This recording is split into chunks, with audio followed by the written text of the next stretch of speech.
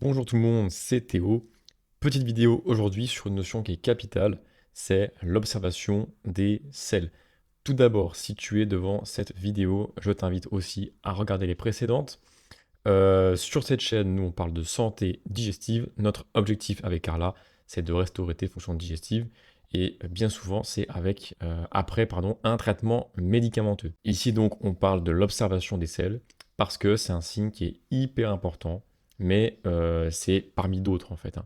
Mais les selles, c'est un révélateur de ta santé digestive. Donc si dès maintenant, tu perçois par exemple une dissonance entre la quantité de ce que tu manges, donc le volume de l'assiette, et ce qui sort de toi.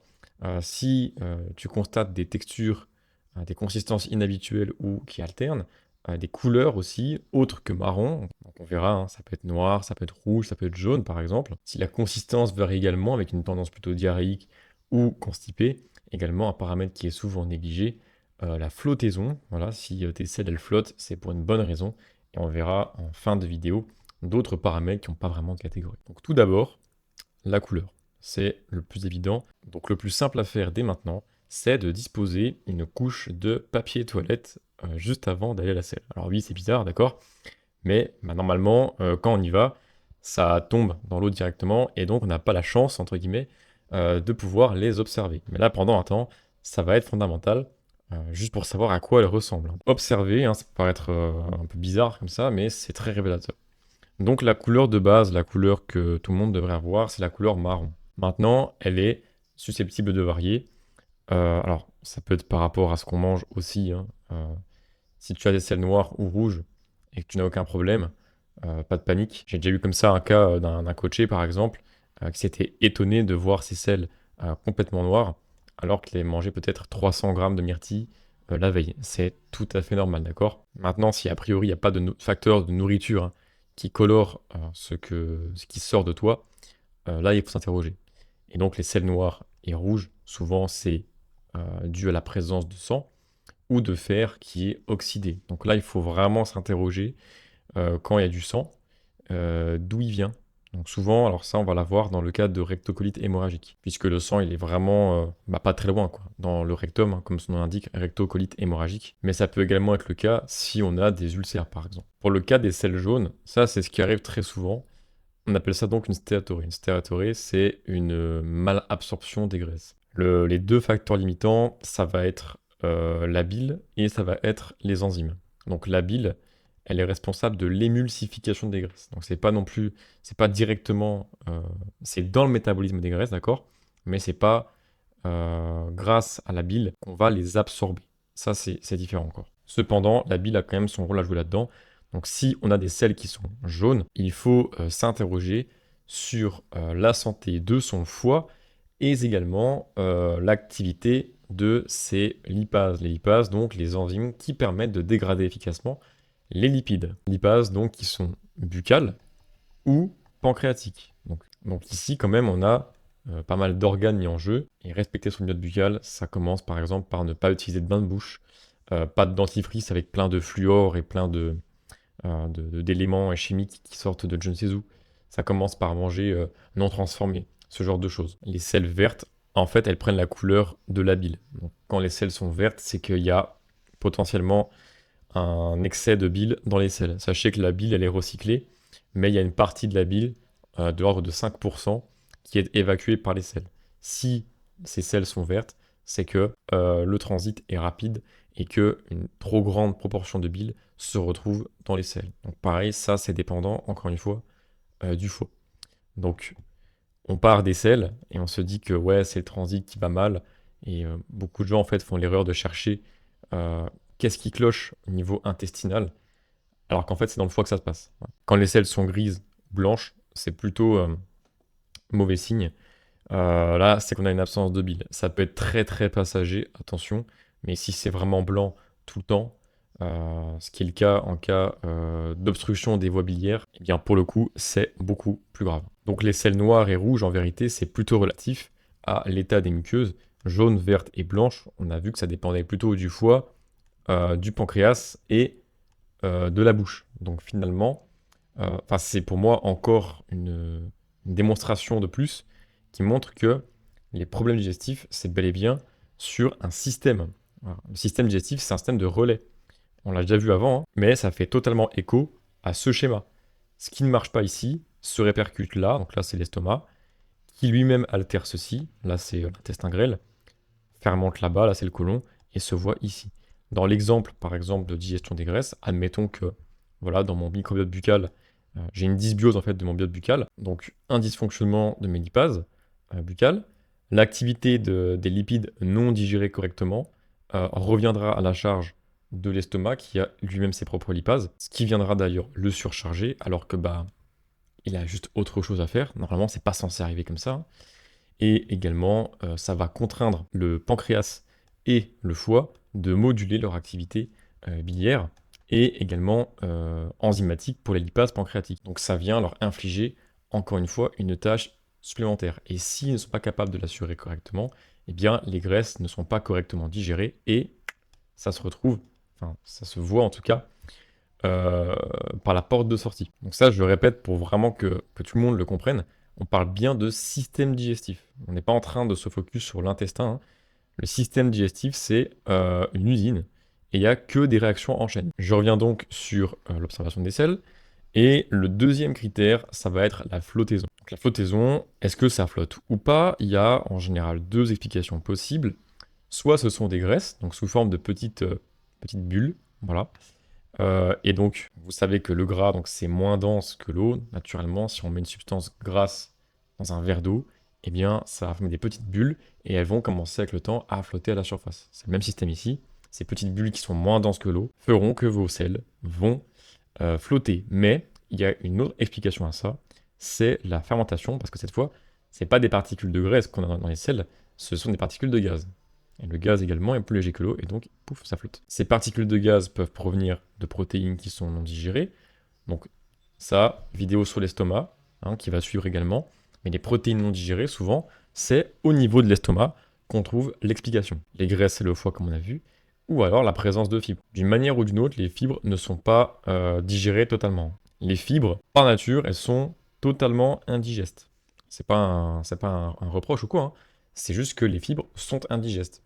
Voilà, le corps n'est pas capable de dégrader efficacement les fibres qui sont faites de cellulose.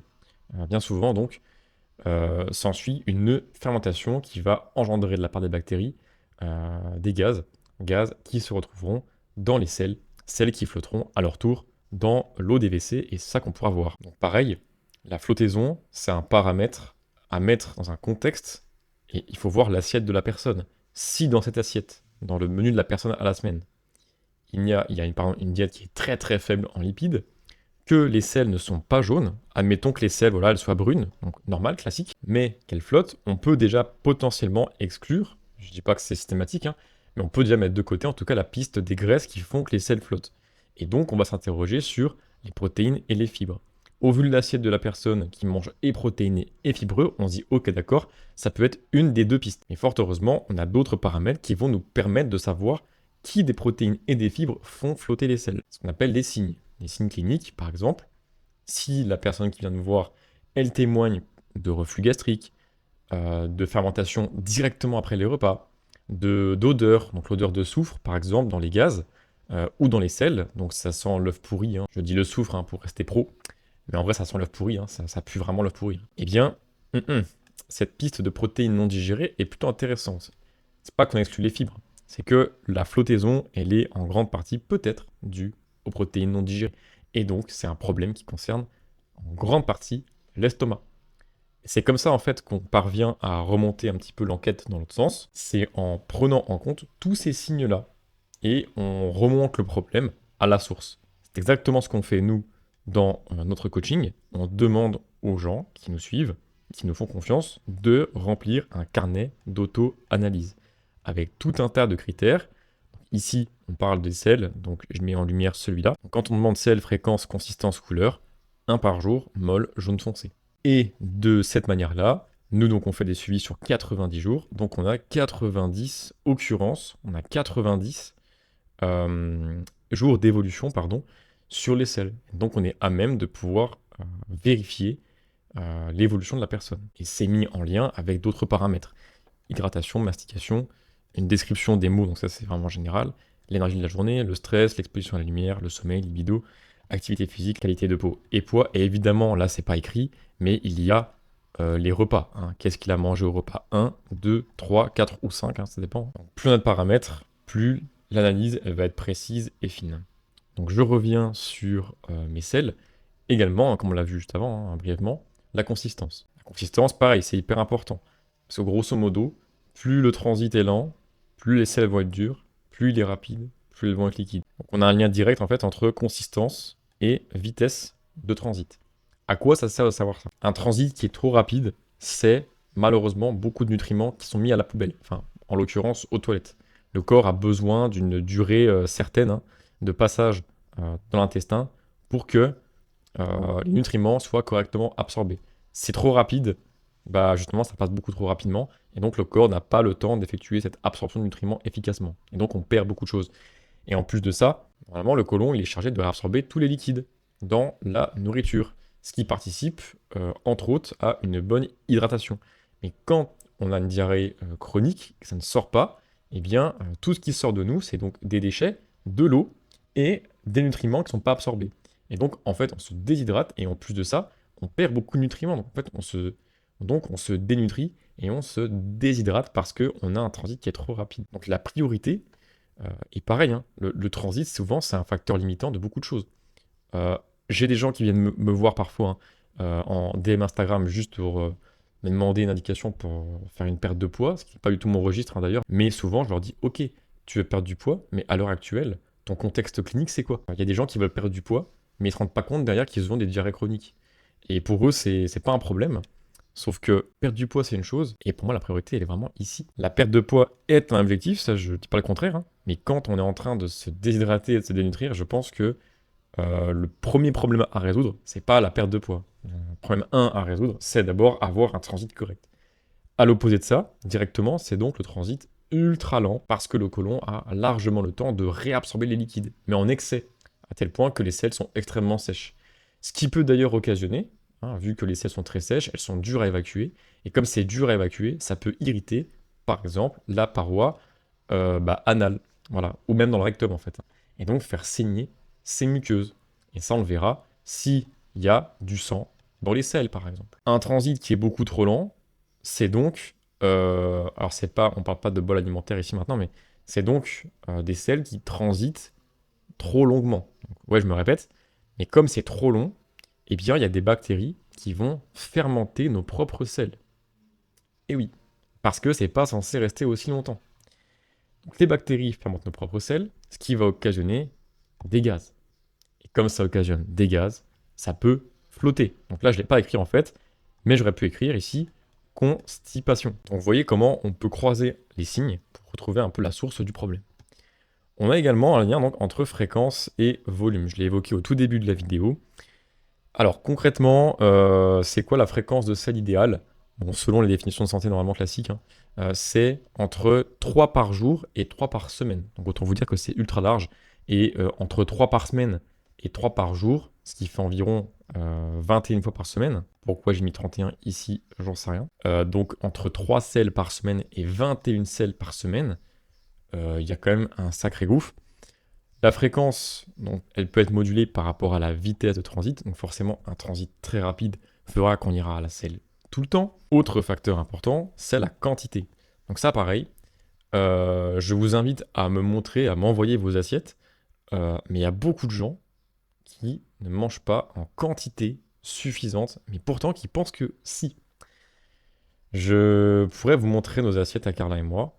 Après, le truc, c'est que bon, le volume, c'est une chose. C'est que nous, on parle de teneur en nutriments par rapport au poids que l'aliment pèse. Donc, pour ça, allez revoir la vidéo sur la biodisponibilité. Cependant, on constate quand même que beaucoup de gens qui viennent nous voir pensent manger en quantité suffisante, alors que pas du tout. Pas du tout.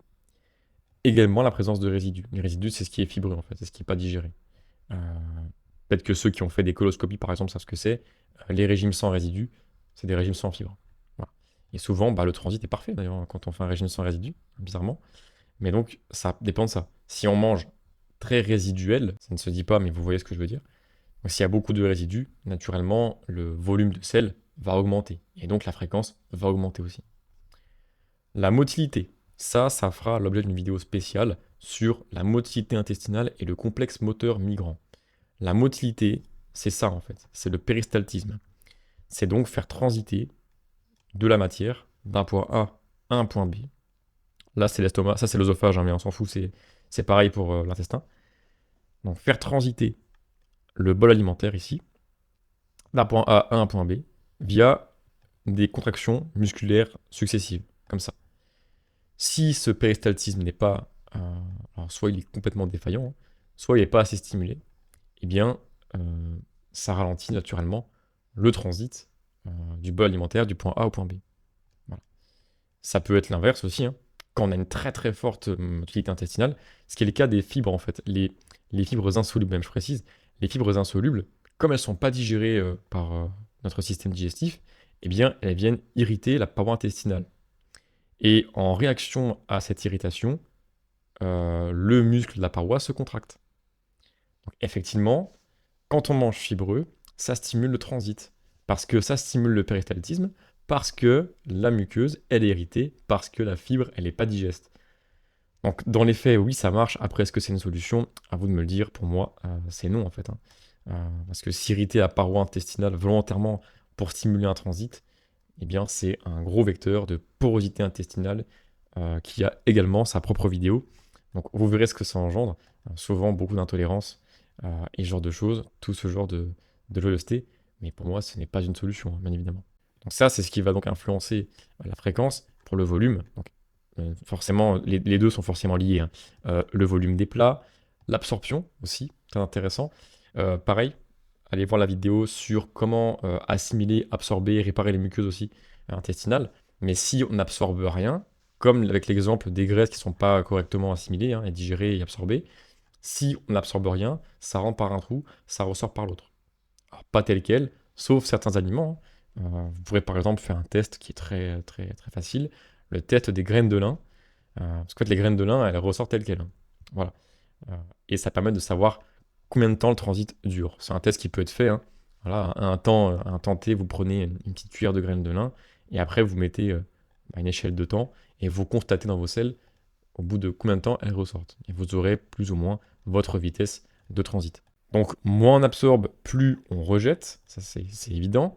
La vitesse de transit, on l'a déjà vu avant. La détoxification, ça pareil, si par exemple, ça c'est déjà arrivé, hein, si admettons vous prenez du cuivre, si vous prenez de l'iode par exemple, ça aura une grosse influence sur l'activité parasitaire. Donc ça pareil, vidéo parasite à aller voir. Mais en gros ce que ça implique, c'est que quand on détoxifie, on va venir excréter des éléments toxiques, comme son nom l'indique.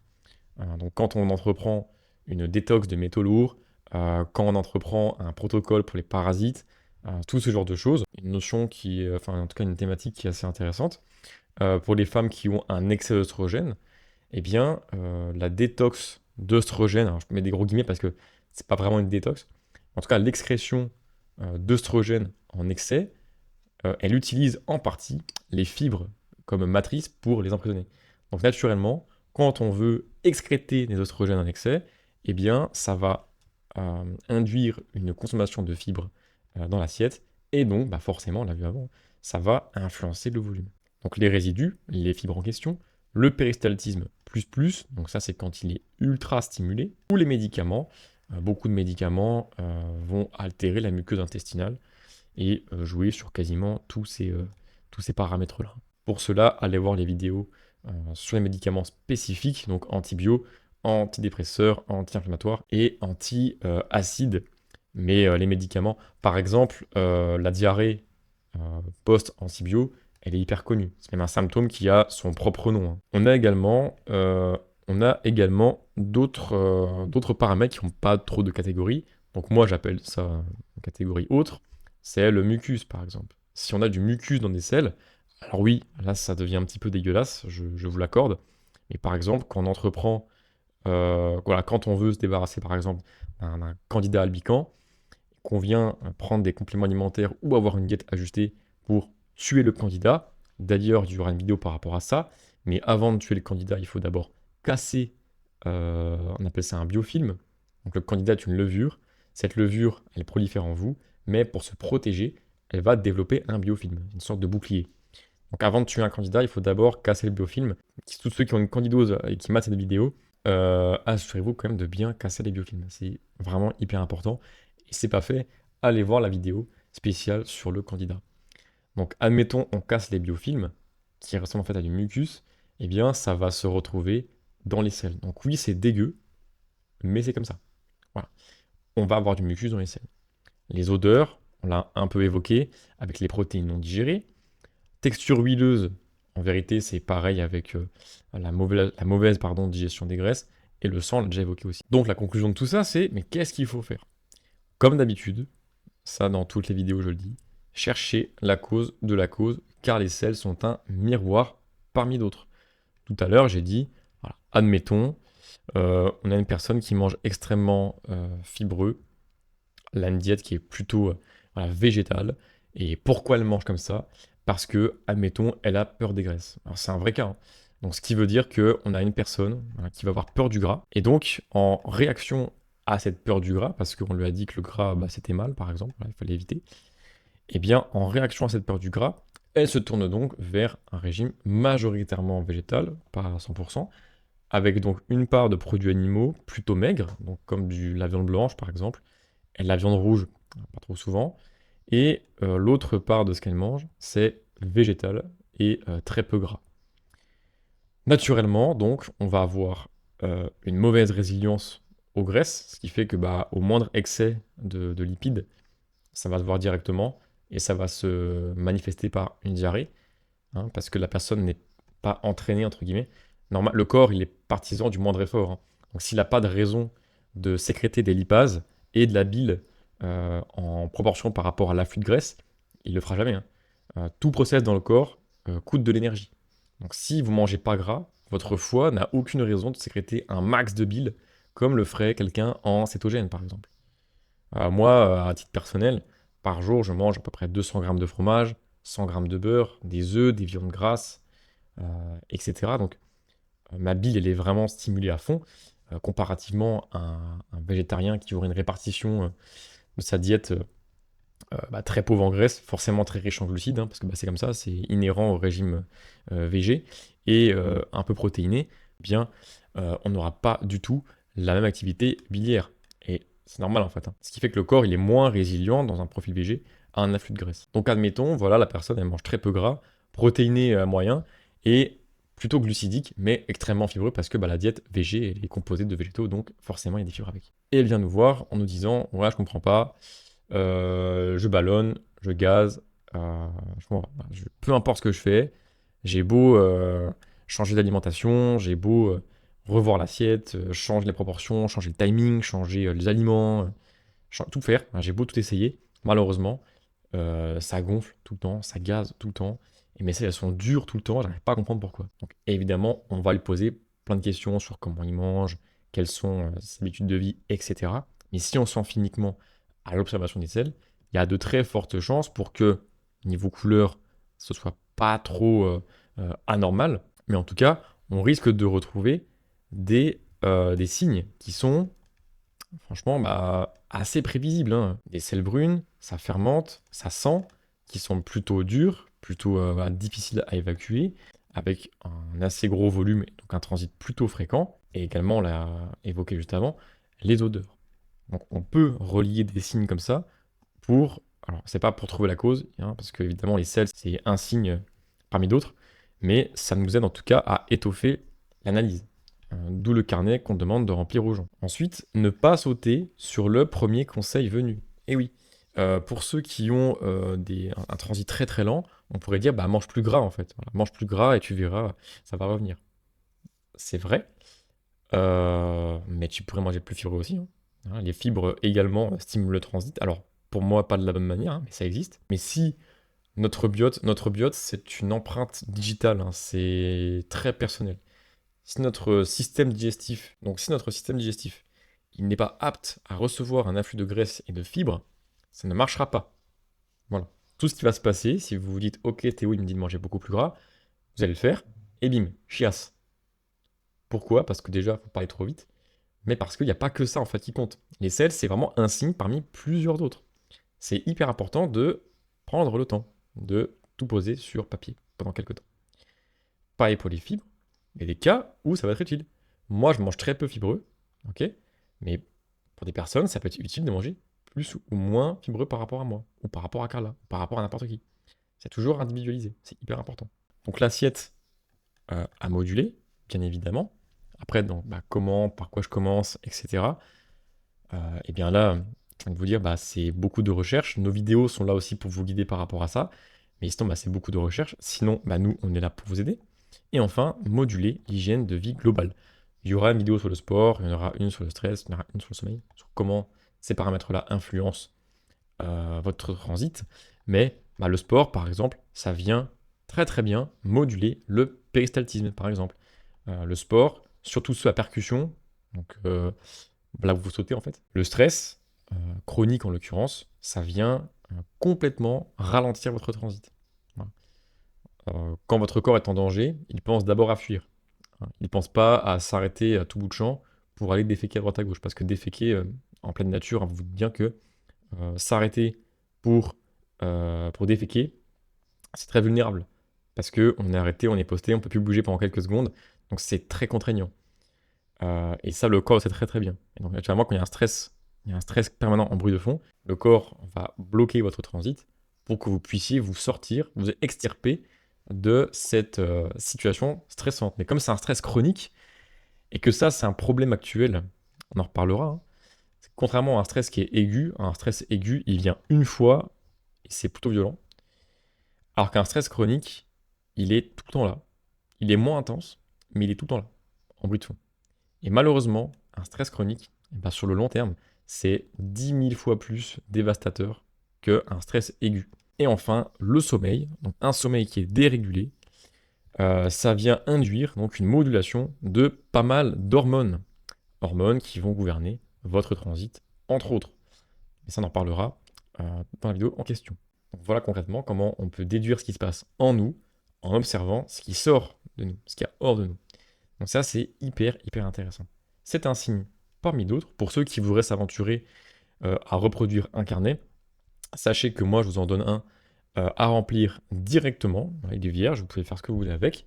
Voilà, à vous de le remplir avec vos données.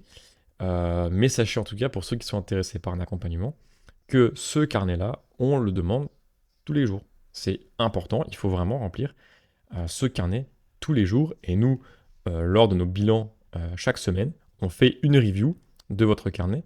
Et en plus, on s'appelle en visio pour en discuter et définir la nouvelle stratégie à adopter chaque semaine. Et ainsi effectuer des réajustements de protocole pour ceux qui sont intéressés ou ceux qui ont des questions. Comme d'habitude, les commentaires YouTube sont là pour ça et les DM Instagram sont là pour ça également.